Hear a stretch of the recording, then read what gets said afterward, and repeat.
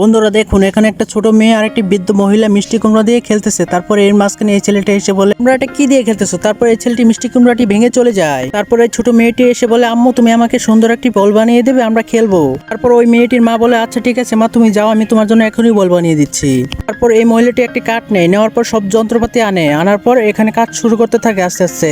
তারপর প্রথমে কলম দিয়ে সুন্দর করে ডিজাইনটা এঁকে নেওয়া হচ্ছে, দেখতে পাচ্ছেন কত সুন্দর। তারপর এখানে হেক্সো বিলেট দিয়ে কেটে নেওয়া হচ্ছে। তারপর কাটা শেষ হয়ে গেলে একটা একটা করে লাগিয়ে নেওয়া হচ্ছে।